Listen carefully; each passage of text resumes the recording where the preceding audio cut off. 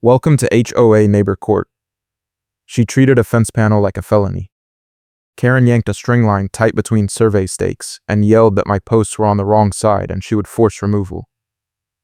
"You are going to stop acting like a victim," she snapped, jabbing a finger toward the stakes like she could make them disappear by sheer will. I stood there, with my pen gripped too tightly, watching her drag a portable folding sign stand into the grass between us, the sun hammering down on the fence line and throwing hard shadows across the dirt. This was St. Paul, Minnesota, late spring, and the Millstone Estates Association had decided my fence project was a threat to community standards. I work as an IT compliance auditor, which means I speak in policies and logs, and Patricia Martinez, the HOA records custodian, had just made the mistake of creating a scene I could document. She had been waiting for me. The surveyor was not even on site yet, but Patricia had spotted the stakes the moment they went in yesterday and spent the night drafting her attack plan. I had pulled the permit 2 weeks ago, hired a contractor to replace a rotting section of fence along my back property line, and submitted every form the city required. The fence height matched code, the setback was clean, and I had a signed approval from the planning department. But the Millstone Estates Association operates like rules are leverage, not guidance, and Patricia had built a career out of stalling and overcharging for documents. She did not care that my paperwork was spotless. She cared that I had not asked her permission first. The trigger was a gate opening. My contractor planned to swing it inward, which meant it would face my yard instead of the easement, and Patricia claimed that was a security issue. She did not cite a rule. She did not pull a covenant. She just said it, over and over, like repetition could rewrite reality. "I do not care what you think. I care what the rule says," she told me on my porch 3 days ago, her voice flat and final. Now she was here, in my yard, trying to physically stop the survey before the line could be confirmed. "The surveyor can only come today," I said, keeping my voice level.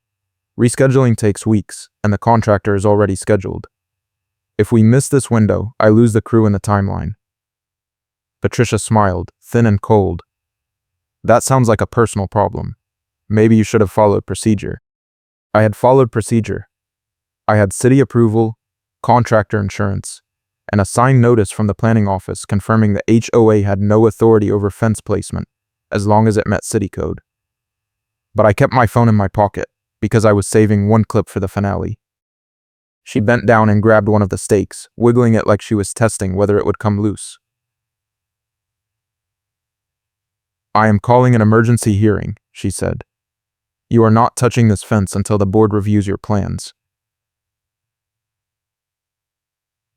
"I already submitted my plans," I said. "2 months ago. You acknowledged receipt."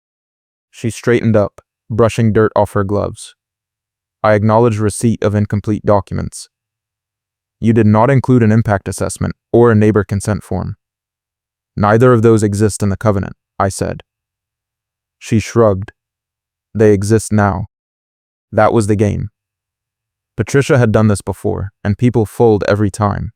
She would invent a requirement, demand compliance, and bury you in paperwork until you gave up or paid her off. The problem was, I audit compliance systems for a living. I know what real rules look like, and I know how to build a paper trail that survives scrutiny. Every email she sent me, every notice she posted, every phone call she logged, I had archived with timestamps and metadata. I had certified mail receipts proving delivery and response.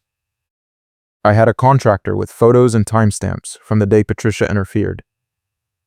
And I had the city code enforcement confirmation that the HOA had no authority over the issue.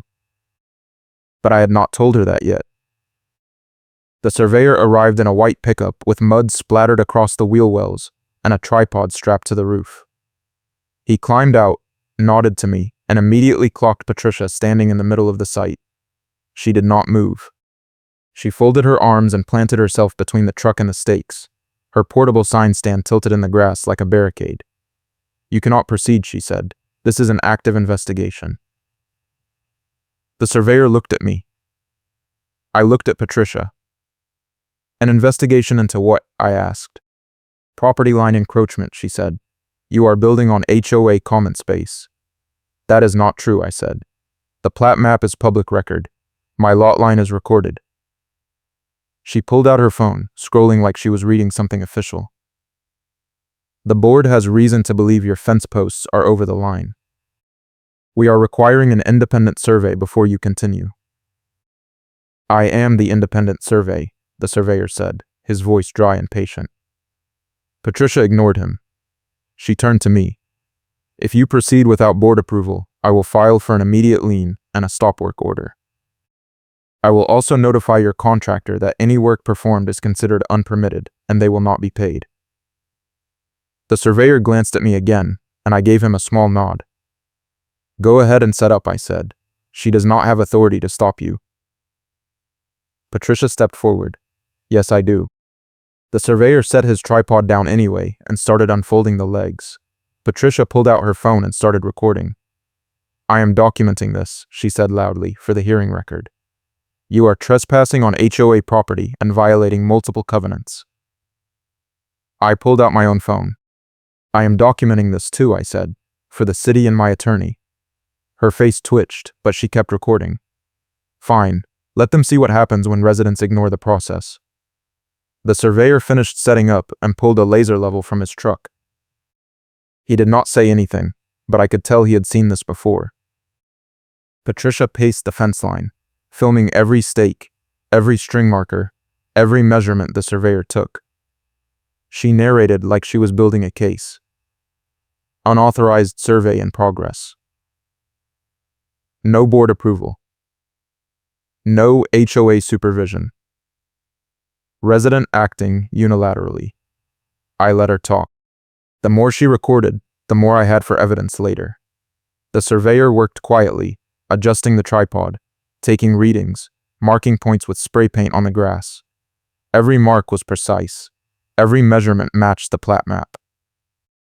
The fence line I had planned was exactly where it should be, 6 inches inside my property line with full setback clearance. Patricia saw the marks and her jaw tightened. That proves nothing, she said. You paid him.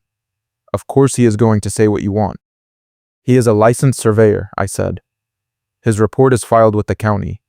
If you think he is lying, you can file a complaint with the state board. She did not respond to that. Instead, she walked to the edge of my yard and made a phone call. I could not hear most of it, but I caught the words emergency meeting and violation escalation and board action required. She hung up and turned back to me. You have 72 hours to stop work and submit a full compliance packet, she said. If you do not, the board will assess daily fines starting at $200 and escalating weekly. I have city approval, I said. The HOA does not have jurisdiction over fence placement if it meets code. She smiled. I do not care what you think. I care what the rule says.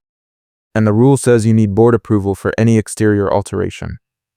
That is not what the covenant says, I replied. I have a copy. She waved a hand. The covenant has been amended. Check your email. I checked my email right there. She had sent a message at 6 in the morning, 3 hours before the surveyor arrived, with an attachment labeled Amended Exterior Alteration Policy. The document was dated 2 days ago. It required pre-approval for any fence work, regardless of city permits, and included a new fee structure for processing applications. The fee was $500 non-refundable. I looked up at her. You cannot amend the covenants without a member vote, I said. This is a policy update, she said. The board has discretion under Article 12. Article 12 is about landscaping, I said. It does not cover structures. She shrugged. The board interprets the covenant. If you disagree, you can appeal. How do I appeal? I asked. Submit a written request to the record's custodian, she said, her smile widening. That is me. Processing time is 30 business days, and there is a $50 filing fee. The surveyor finished his work and handed me a printout. Everything is clean, he said quietly. Your line is exactly where the plat shows it. If she wants to challenge this, she will need her own survey, and it will say the same thing. He packed up his equipment and left. Patricia watched him go, then turned back to me. You just made this worse for yourself, she said. The board is going to treat this as willful non-compliance. Expect a hearing notice by end of week. She walked to her car, dragging the sign stand behind her, leaving deep gouges in my grass. I stood there for a minute, holding the survey printout and my phone, watching the dust settle. A couple on a porch 2 houses down had been watching the whole thing like it was a show. They waved. I waved back. Then I went inside and started building my evidence file. That night, Patricia sent an email blast to the entire neighborhood. The subject line was urgent community notice, and the body was a carefully worded hit piece, framing me as the one resident who refuses community standards. She did not name me directly, but she included my address and a description of the fence project and a paragraph about how property values depend on collective enforcement. She ended with a call to action, asking neighbors to attend the emergency hearing and voice their concerns. I forwarded the email to my attorney with a note asking if it qualified as harassment. He said it was borderline, but definitely admissible if we ended up in front of a judge. The contractor called me the next morning. "We have a problem," he said. "Someone from the HOA showed up at the supply yard and told them not to deliver your materials. They said the project was under dispute, and any vendor who worked with you would be banned from future HOA contracts." I asked if the supply yard complied. "They are holding the order," he said. "They want written confirmation that the project is legal." I sent him the city permit and the survey report. He forwarded them to the yard. An hour later, the yard manager called me directly. "We are not getting involved in HOA drama," he said. "You will need to pick up your materials yourself, and if anyone asks, we did not sell them to you." I rented a trailer and picked up the materials myself. It took 2 trips. By the time I got everything staged in my yard, Patricia had filed another notice, this one taped to my front door. It was printed on HOA letterhead with no signature, just a block of text outlining the hearing date, time, and location. The hearing was scheduled for 5 days out, at 7 in the evening in the community center. The notice included a list of alleged violations, including unauthorized construction, failure to obtain HOA approval, property line encroachment, and disruption of community harmony. The last one was not even a rule. I photographed the notice, peeled it off my door, and added it to the file. The contractor was spooked. He called me again that afternoon. "I got a visit from the HOA president," he said. "She told me if I work on your fence, the association will blacklist my company and file complaints with the state licensing board. She said I am enabling a violation." I asked him if he believed her. He sighed. "I do not know what to believe. I just know I cannot afford to lose HOA contracts. They are half my business in this area." I told him I understood, and I did not blame him. But I also told him I had documentation proving the HOA had no authority. He said he would think about it. 2 days later, he told me he was out. He refunded my deposit and apologized.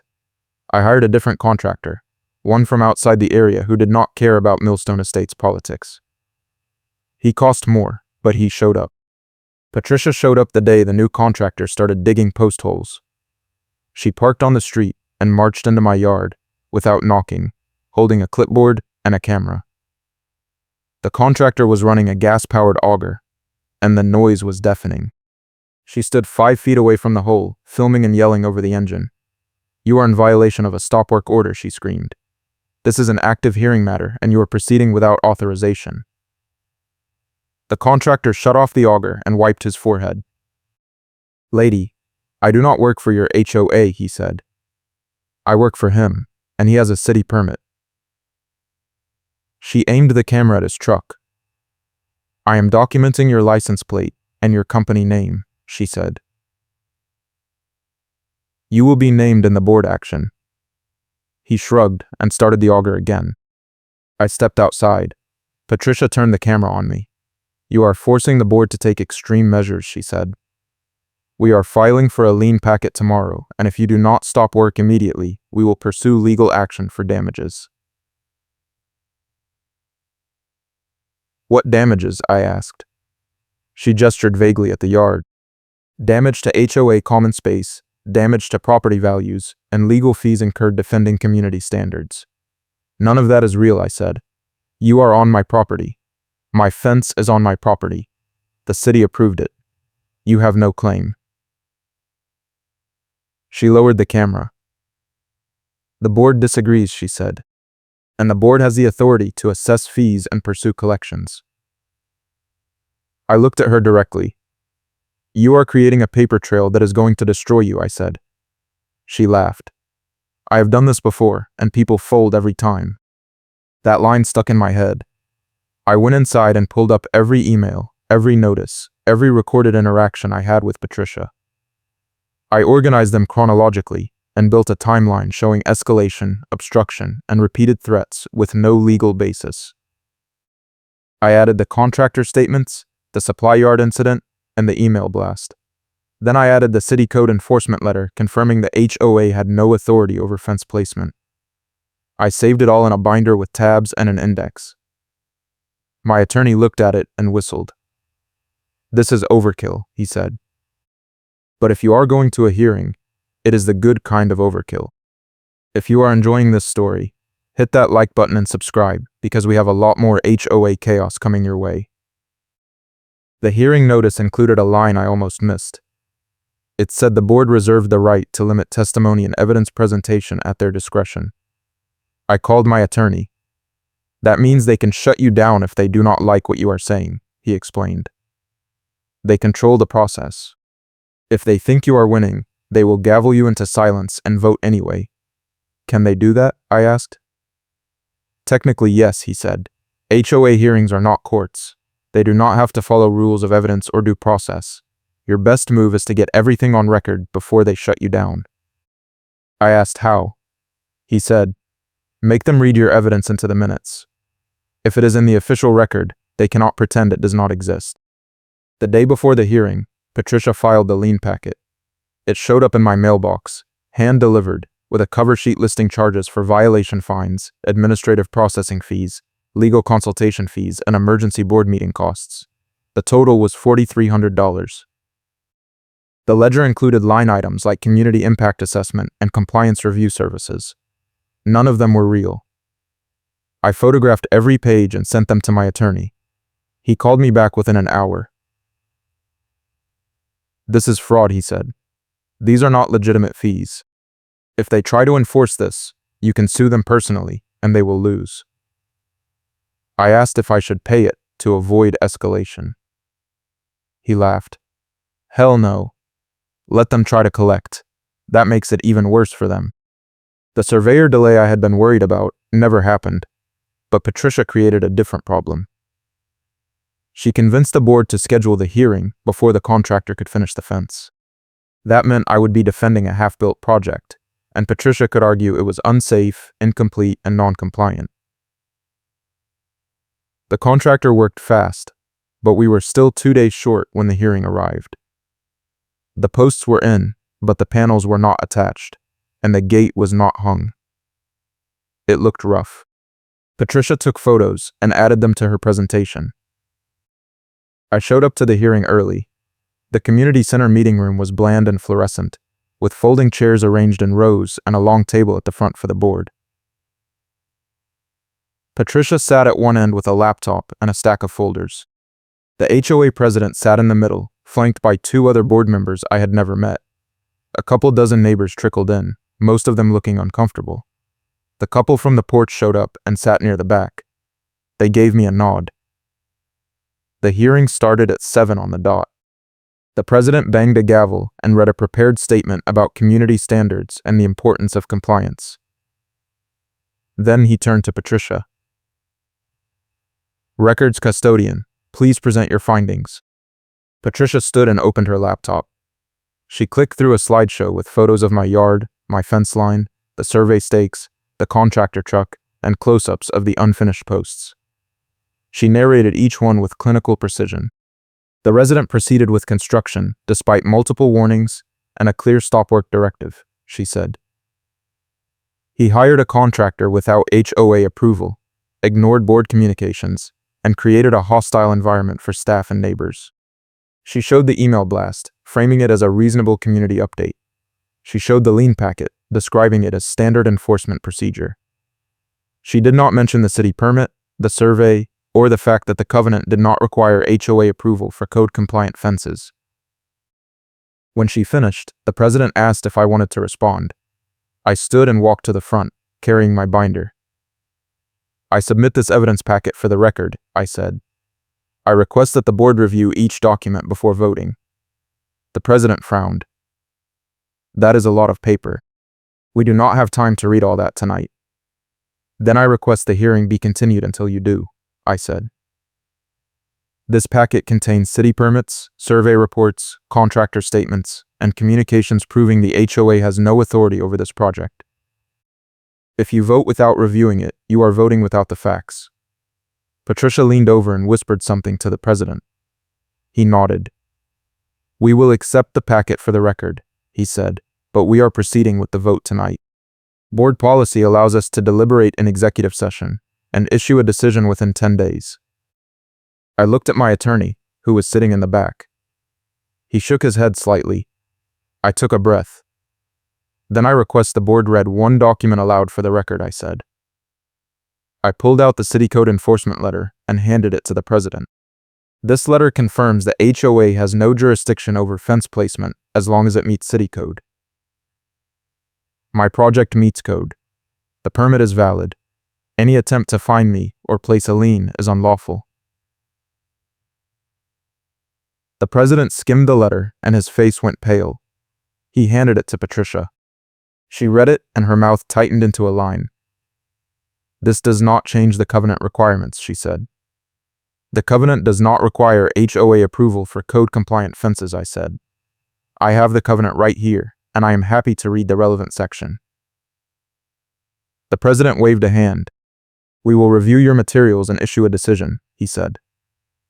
Hearing adjourned. The board did not issue a decision in 10 days. They did not issue one in 20. I followed up with an email asking for a timeline. Patricia responded saying the board was consulting with legal counsel and would provide an update when appropriate. I forwarded that to my attorney.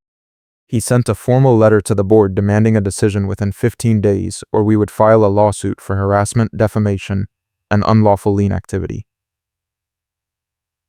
The board responded by scheduling another meeting, this time closed to residents, to discuss the matter in executive session.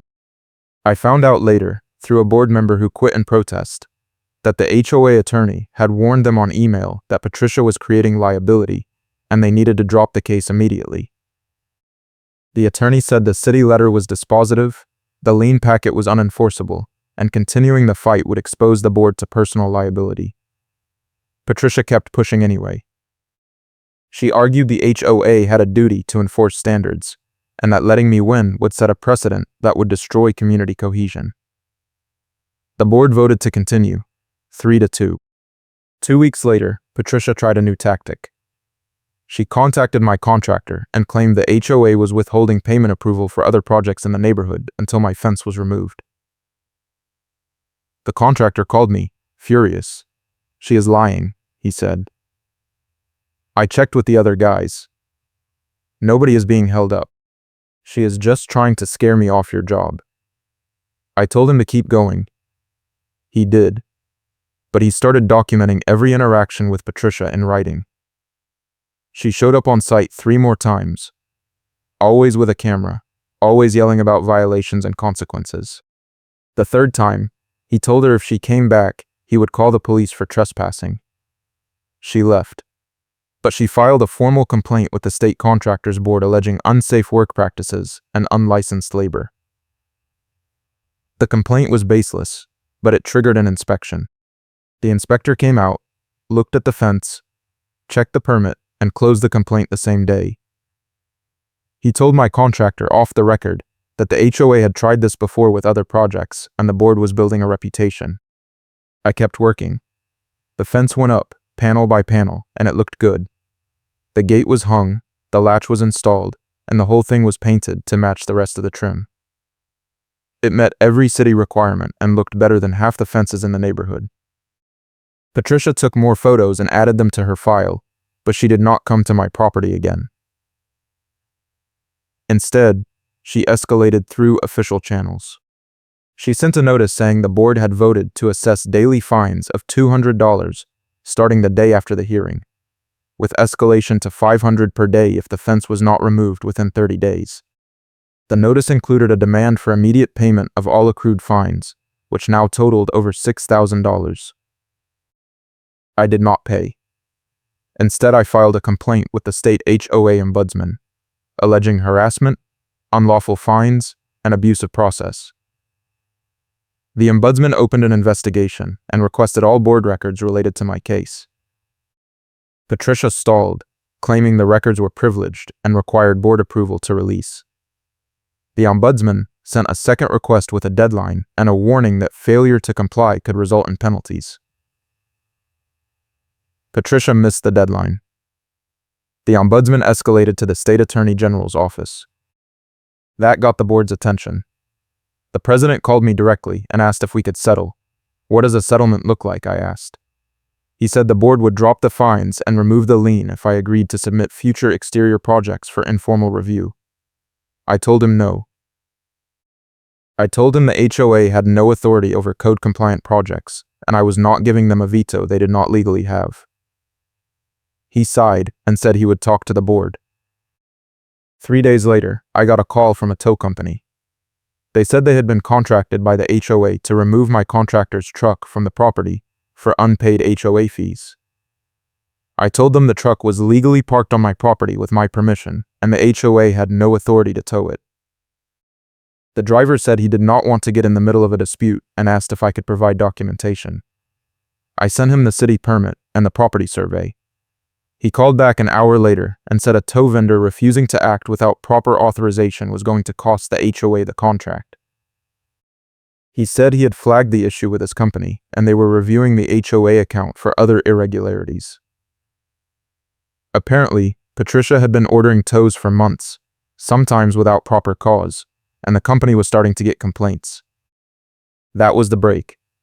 The tow company pulled their contract and sent the HOA a bill for services already rendered. The bill included a line item for every disputed tow, with interest. The total was over $12,000. The HOA treasurer balked and refused to pay without an audit. The audit revealed Patricia had been authorizing tows without board votes and billing them as emergency enforcement. The board confronted her, and she doubled down, claiming she had discretion under her role as records custodian. The board attorney said that was not how discretion worked, and if the HOA got sued, Patricia would be personally liable. The board finally voted to remove her. It was not immediate, and it was not clean, but they did it. They offered her a resignation with a severance package if she left quietly. She refused. They terminated her for cause. She threatened to sue. The board called her bluff. She did not sue.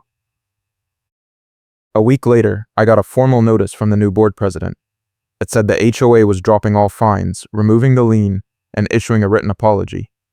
It also said the board was revising the hearing process to include mandatory evidence review and limits on custodial authority. The notice included a personal note from the president saying he regretted how the situation had been handled and hoped I would stay involved in the community. I appreciated the gesture, but I did not trust it. I kept my evidence file and my attorney on speed dial. Patricia did not go quietly. She showed up at the next board meeting and demanded to speak during public comment.